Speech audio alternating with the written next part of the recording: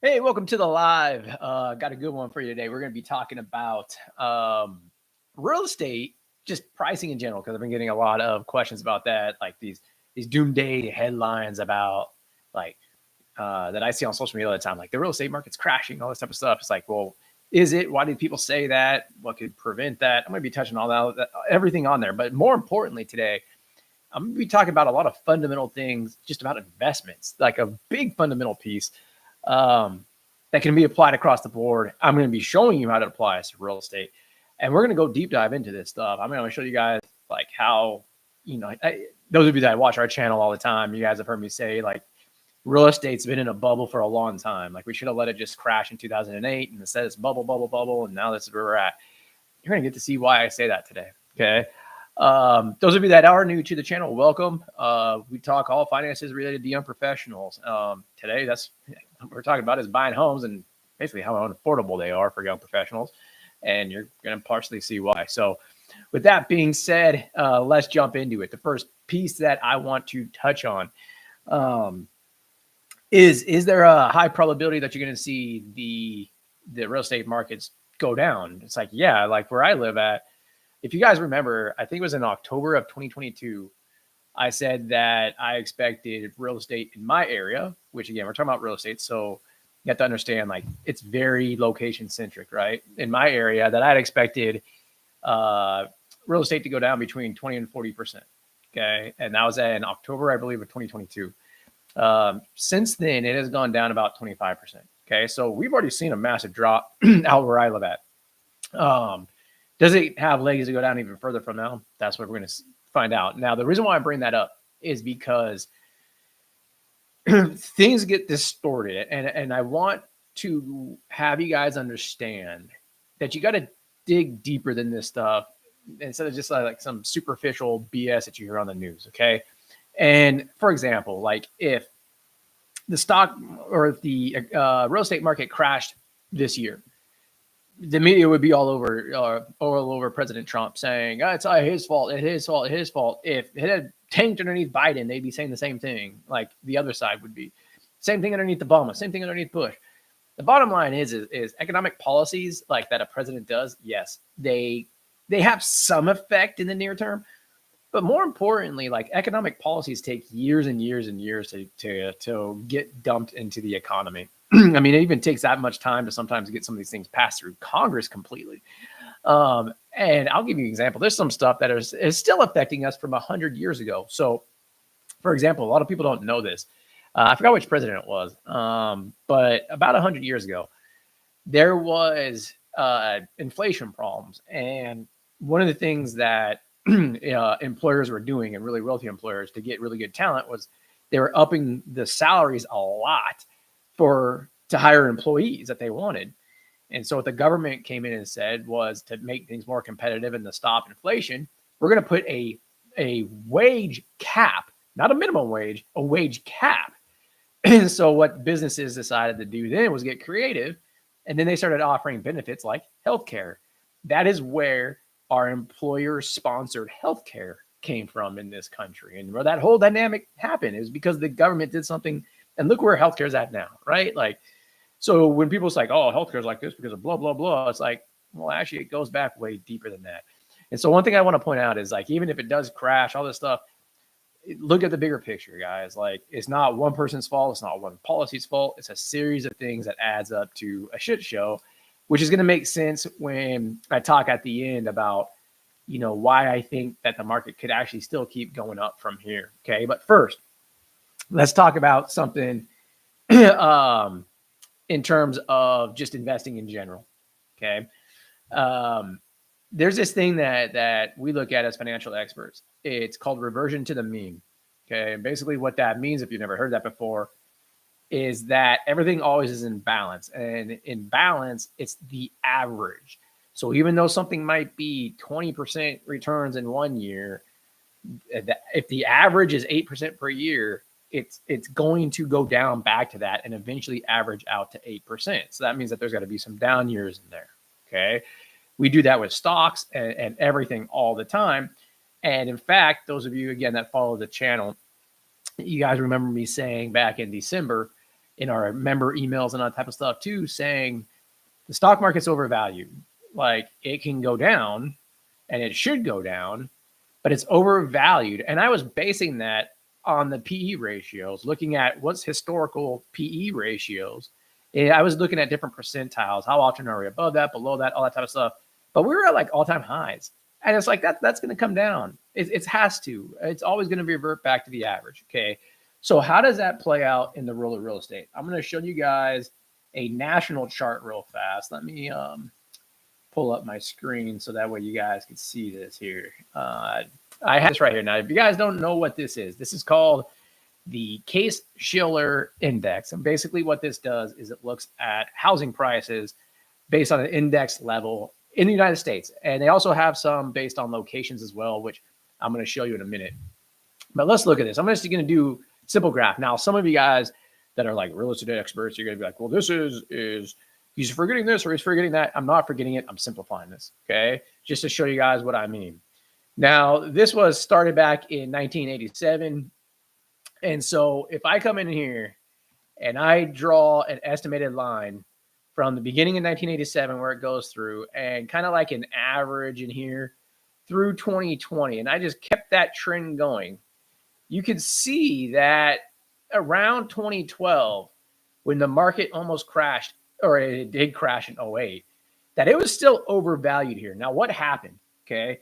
Back in 2000 is when Alan Greenspan started dropping the interest rates on the Federal Reserve rate, which is basically stimulus to the economy. And then we got some other laws in here thrown in here about option arms and securitizations and all this type of crap that happened in here. And it got to a big bubble. You can see how it just ballooned way past the average increases. Okay. Well, we almost corrected here. And I kept saying here, we should just let it go down. We should have let this go down in 08, 09, and 010 to around here and then stabilize back onto a healthy projection. Like this line right here is a healthy projection. Actually, I'll change the color of that too so you guys can see that more. But that's a healthy projection. Okay, now what ended up happening though, and this is why this is so important to understand what recently happened, is that we had $600 billion of stimulus and 0% interest rates in this time period. And we had 0% interest rates until right in this time period. And you can see the market just got distorted right then and there again, which this is part of the inflation, okay, that people talked about back in 08, 09, 2010 when they're talking about stimulus and inflation. We did see some of that. They just didn't call it inflation, but it is inflation, okay? But you can see here that if we were to follow this trend out, it would be right around 160. Home prices are actually at 320, above 320.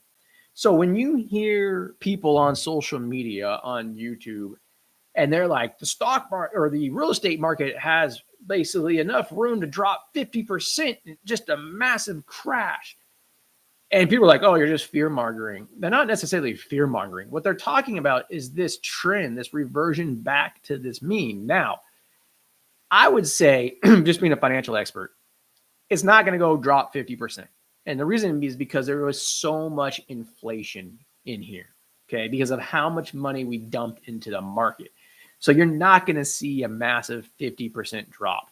The only way that would happen is like if the United States was taken off of like the reserve currency, all this other stuff would have to go into play for that to happen. So I don't see it dropping 50%. That's my personal opinion. But that's why they're saying that. Now, let's go back to something that it's like, okay, well, maybe it will drop, okay? Let's actually go to this point here, this bottom here in 2012, and do the same type of thing where we follow this trend of averages. So had we just followed that, and that's the new economy, right? That's what they kept saying. This is the new healthy. This is the new economy. Then based on that trend, this is where we should be at right now if everything was healthy, okay? Now, keep in mind, I said earlier, this dark green line is what I would have considered healthy from a national average, okay? This up here is inflated because of bad governmental policies, bad Fed policies, and the government just doing stupid ass shit all the time to try to make themselves look better for politicians and whatnot. So to me, this is artificial, okay? Now, let me go back to this trend line though.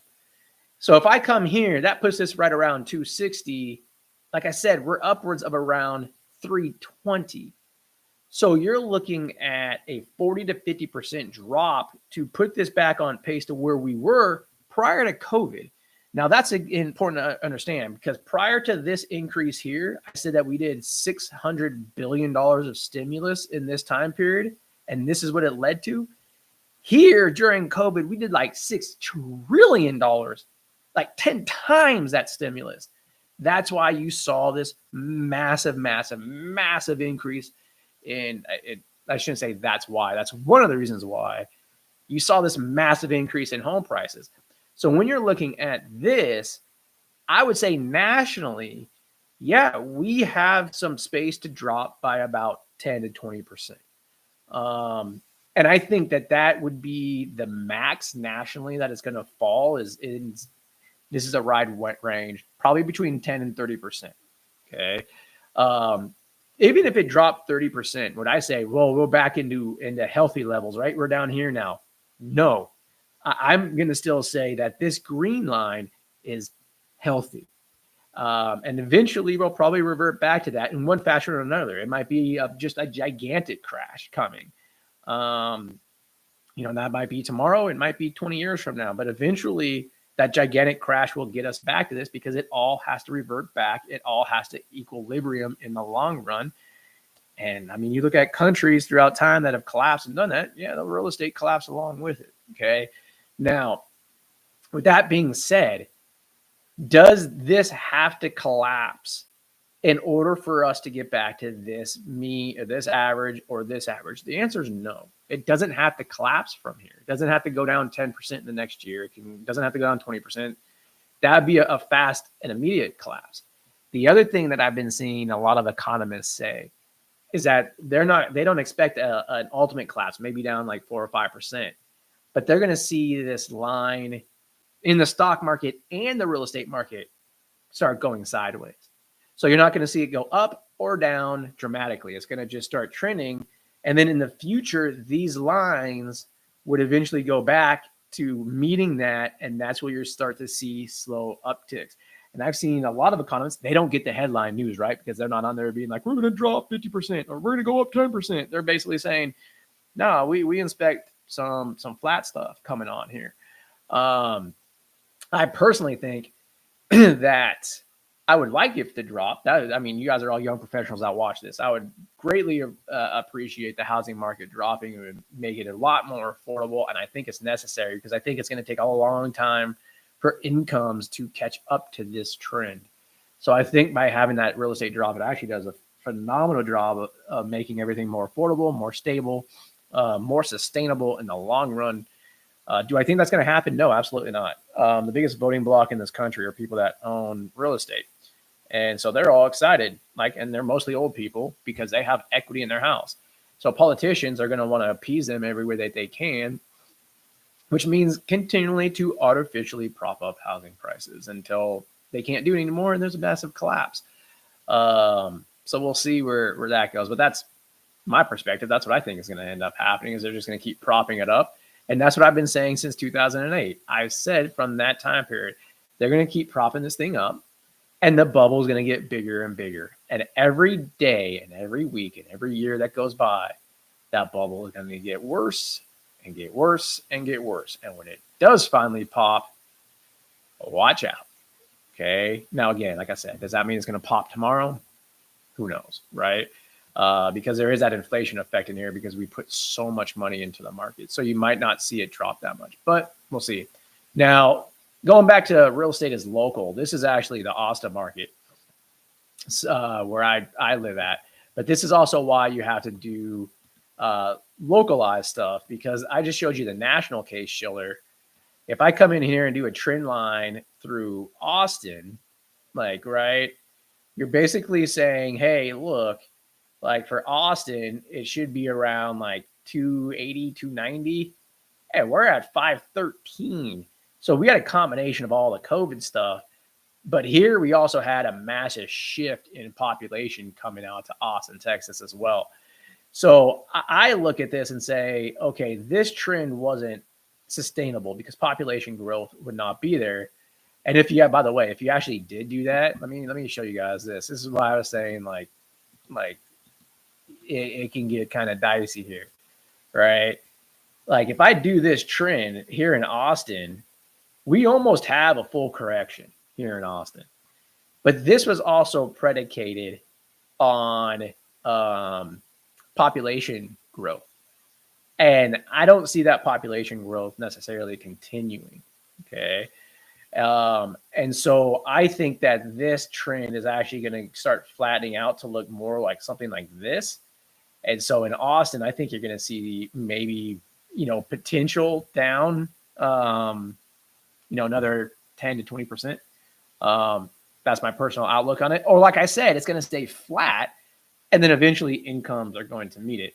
But this is why you have to look at local analysis as well. And not only that, but those of you that do know the Austin area, like you'll see that this is Austin, Round Rock, and Georgetown. Those three suburban areas are drastically different. And they just ball them all up into one big graph. Okay. So that's how I look at the real estate market. I think it's going to be flat to down. I don't see a massive increase anytime soon. Now, with that said, does that mean like, hey, should you not buy your forever home?